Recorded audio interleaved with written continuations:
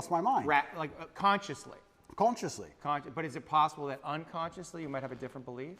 Son. And that on some level, some of what you're doing in the world is motivated by that, like wanting to win the love of your father? I think that is semi-true, but I'll tell you, I think that's fine. No. Fine. That's semi-true. Judgment. That's semi-true because I believe I have a duty to my ancestors. I don't think it's coming from a place of I'm broken trying to fix myself. I think I have the last name Tate. It was bestowed upon me, and I have responsibilities to live up to the last name Tate. Yeah. I do believe I have a duty to my ancestors. So is that trying to win the love of my father? Perhaps. I never felt unloved by my father, ever. In fact, I would argue I had the best father on earth. I never felt like I was owed all of his time.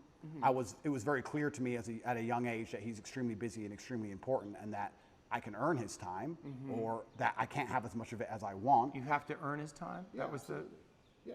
a son should have to earn his father's time? Yeah, why not? Because he's a boy. True. And So the father's love should be, at least for a boy, unconditional in some way. Love and time are not necessarily the same thing. Okay. If I told my father, I want to play chess, I want you to teach me chess, he could find 2 hours. If I said to Dad, I want to play video games, or let's watch TV together, he'd say, no, son, I have things to do. Right. So to a degree, I'd earn his time. Yeah. His time was valuable and it could not be wasted. Yeah. I feel like I have a duty to my ancestors. I don't feel like, and when I'm in jail, I feel like I can't disappoint him, and I feel like I do good for the world. I don't think this is me being some kind of broken secret. This is where we're going to disagree. You're going to think I'm some broken child inside or something. Okay, well, the inner child, or I'm guessing, but Well, yes, inner child. okay, Yeah. I don't think it's anything to do with that. An inner child? I think it's duty. I think I have duty and I have honor. Yeah, I understand you have duty as a man, but that doesn't mean the inner child is not there. And I guess that's if the inner child has been disowned in some way, or his feelings have been relegated to the unconscious, like that's impacting you, that's affecting you, and knowing what those feelings are and how they impacted you, I think, would be important information for you. But I was never sad. I can't say I had a hard childhood. I can't say I was sad. I can't say I wish he was different.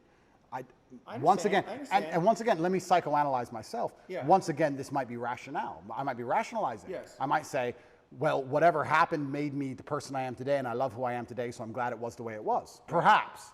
But once again, I think that puts me in the correct mental framework to be as capable as possible. I'm not going to sit here and say, I wish my dad did something else. What's the point? That's asinine. Both things can be true, though. I wanted to see my father more. I wish he was there, and he wasn't. And now I'm here, and I'm going to make the best of it. And this is the result of that. And I've turned myself into this beast because of it. I mean, you made the most of the situation, but that doesn't discount the place where you may have wanted more from him. You may have wanted more love, more connection, just more time. I think my father did the best he knew how to do, and second, he did exactly what was necessary to make me the person I am today. Would it be okay for you to be angry with your father? No, absolutely not. Why It's not? disrespectful. Why not? Why? Because he's my father. But I'm not saying that you would have to confront him. I mean, obviously he's not here, but it's just like That's selfish. But if it's just a feeling, right? If it's just a feeling that wants to come. It's ungratefulness. Well, you're judging the feeling. Yeah, I am. Yeah. For me to sit and say to the man who made me the man I am today, Yeah. who I, once again, never felt unloved by, who tried his very best to raise me, who sacrificed for me to exist, who gave me my last name, who bestowed upon me the honors and principles and morals I live by today, Yeah. for me to be angry at him because he was busy some days would be brutally ungrateful. No, I'm not allowed. No, I'm not allowed. I'm not allowed that feeling. It's ungrateful. I refuse to accept it. I refuse to feel it. I truly believe I had the best father on earth. I truly believe it. I don't believe, even now, if I have sons, I don't talk about what children I have publicly, if I have sons or when I have sons or my sons I have, whichever one it is, they will get my time, sure. They will get my dedication, absolutely. But I have expectations of them because of their last name. And they're going to have my time while we're working towards something fantastic. I'm not going to just sit around with my kids just for hours because they just deserve it. There's no participation trophies in the Tate household. Right. And time is a trophy, and it must be earned, like everything else in life. So I'm not going to sit and have sons and go, well, he's my son, so we're just going to all day do fucking nothing. No, we're going to all day do something important. For sure. Or I'm going to go do something important. And he can sit around and do nothing by himself. For sure, but you can also imagine if you had sons and you saw them once a year, that would have an impact on them. Like, how would you feel about that if you had sons and you only saw them once a year? I think I'd miss them, of course. They'd miss me. I bet your dad missed you. Oh, completely. Absolutely. I bet he was sad there. Oh, completely. And I wonder if he had self-judgment about it. I wonder if he questioned himself.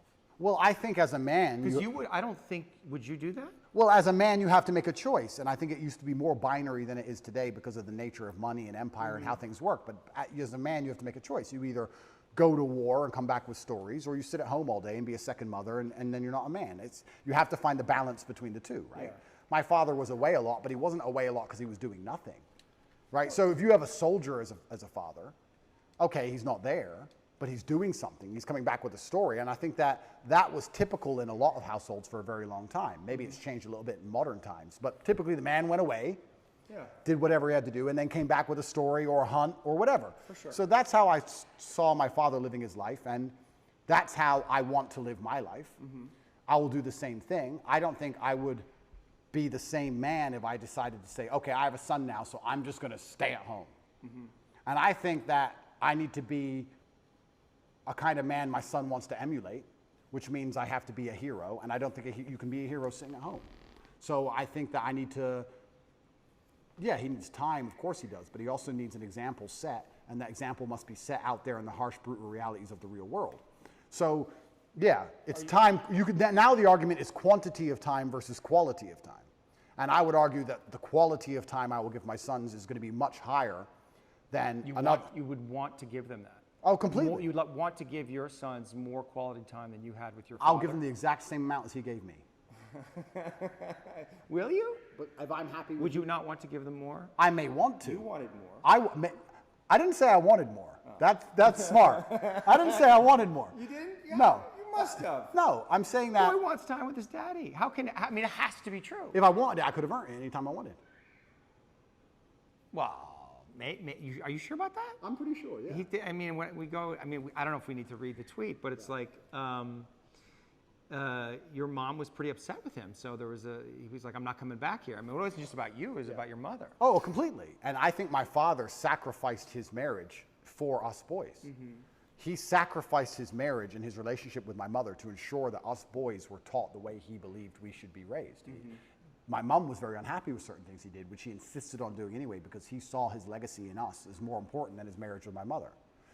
But I'm not saying, look, if my son calls me and says, I'm really upset, I need to talk to you, I'm not going to say, no, you can't talk to me. I'm not psycho, right? I understand all of these things. I'm just saying, obviously we're talking about a very general scenario. The general scenario is, I'm a man, I'm away at war, I come home with a story, or if I'm spending time with my son, I want us to be building him as an individual. I believe that the mother does a lot of the day-to-day keeping the child alive, changing diapers, feeding them, etc. And the man is the one who instills a lot of the mindset, and the man is the one who grows them in very important ways. And I think to do that, I need to be a man of genuine capability. And I would argue that the 2 hours a month or 2 hours a week or whatever I spent with my father, him being the man he was worth more than the 200 hours a month that most men spend with their fathers. That's why I am the man I am. Yeah. So there'll be some fathers who sit and say, I could never do that to my son. Well, what can you do? You can go do fucking basically nothing with your life, pay your taxes, come home, be bitched at by your wife, be quiet about it, and be with your son all the time. Sure, you win in quantity of time, but who you are as a man and what the lessons you can really teach, you lose in quality of time. So I believe my father was such a fantastic figure that it's the quality of his time that made up for the quantity, and the only way to do that is to go out in the world and be fantastic. And we can actually extrapolate this out to other things. Let's look at relationships, for example. I see men who spend every day with their woman. That's fantastic. That's fine. That's how he elicits her love and her attention. Are you rationalizing? I'm completely. That's how that's how my brain works. Yeah. I see men who spend every day with their woman, which is fantastic. He wants to, she wants to, that's great. They're happy. She feels loved and she feels respected and she's glad she has all of his time. When you reach a certain quality of man, a certain level of man in terms of competence, a certain echelon, I don't have to spend all day with a woman. I can see a woman 1 hour a month and she'll be loyal to me because I'm me. Right. Because the quality of who I am and the quality of my time outweighs the quantity which can be offered by a lesser being. Yeah. So you can put this in nearly any dynamic. You can put it in a romantic relationship and also in a family dynamic. Once you reach a certain level of competence, once you're at the highest echelons of human achievement, your time is by extension more valuable and extrapolates out. An hour with the president is worth more than 100 hours with a guy at McDonald's. Yeah. It's the same. Yeah. So I think my father raised me by not being there. He raised me by being out there and doing so many fantastic things and being such a fantastic individual that I understood I had a duty to him and a duty to my last name, and I can't be his son and not be fantastic. So I think he raised me in absence. That's what I think he did. You're proud of yourself that you got there. Yeah. You won that one. But I think no, he did. that's good. No, that's actually a fair argument. That would be the argument about God's will. That was God's will. Correct. Yeah. And so I have to surrender to it, and this is what it is, and my task is to deal with it. And maybe there are feelings you have about it that you don't fully understand, but that's okay. Yeah. You know, you're here now, and you're doing your thing, and you're living your life, and it's all good. Yeah. So let me ask you, and maybe this will be the last question. I can go forever, my friend, so you tell me. We'll see. And I am, and the reason I wanted to talk to you is because I Yeah. genuinely did want to learn about myself. Yeah, I know. And I do like discussing these things, and like I said, I'm being as vulnerable as I can be. I'm not, if you feel like I'm shielding, I'm truly not trying to. Well, when my- we shield, it's so habitual, it's so quick, right? Our defense is, I mean, we become identified with our defenses, so we don't even know when we're doing them. That's true, but I also feel like the framework that I've instilled, the rational mind, everything is going through this filter. This is how my brain operates. My filter is brutal rationality. That's the filter. So no matter what we're discussing or any conversation we're having, it has to go through this filter, and I end up rationalizing because that's the way I've always functioned. Of course. And so I can't turn off that. I can't start saying things that don't make sense to me. Yes, and what I'm also aware of is that I am bringing my own filter, and you're open to it. You're not closed off to it. You're listening. You're curious about it. So I sense that too, and I appreciate that. You know, you talk about yourself as a man of capability, Correct. Man of courage, Yep. right? Man of action. Yes. Are you a man of love? I think a lot of those things come from love. Let's analyze this. I think a lot of those things come from love. I think it's very difficult to do nearly anything important if it's not perhaps to a degree driven by love or the desire for love even. I think the reason a lot of men want to become rich is because they want to feel loved or feel important or to matter. I also feel like the reason that a lot of men do the things they do is for love either of themselves or of someone else. I think the reason men go to work is because they love their family. The reason you go to the gym is because you love yourself. I think that love is a very powerful driving force. I certainly feel love. My world is full of love. Like, I would argue I'm one of the most loved people on the planet. Like, if I check my phone, it's just love. Yeah. It's endless emails of people I don't know who love me, endless females who do know me love me, endless pictures of children saying they miss me. Like, I'm a very loved person in a very loved world. I love a lot of people. You love. I absolutely love. But because I believe in myself so strongly, I feel like the way I love them is to have a degree of authority over them. Not in a crazy psychopathic way, but in a I love you, so you should do this. Right. I love you, so act this way. I love you, so don't do that. Almost in the same way a parent loves a child. You love your child, so you don't let them eat candy all day, because you love them. Yeah. I'm like that with everyone in my life, because I see myself as the most competent person on the planet. So I'm like, I love you, I care about you. You shouldn't do this way. Right. Because you may think you know better, but you don't. You don't know better than me. I know best, and this is how it should be for anyone I care about. I guess the reason I asked the question is, can you defeat the matrix by fighting it? Or can you only defeat the matrix through love? Absolutely, that's a very astute question, and you're asking because you already know the answer. And you already know the answer. Of course, only love can win. Yeah. Only love can win. Yeah. And it's the most powerful driving force on the face of the planet. It always has been. And it's only when people are going to wake up and have a true love for themselves and love for their community and love for their children and love for these things that we're going to start to resist the evil and the Satanism and the insanity which is coming in the world today. I'm gonna be for real. I don't think you can defeat if it was a matrix or anything like that, or you know what I'm saying. If you agree with him saying there's a matrix, you can't defeat the matrix with love.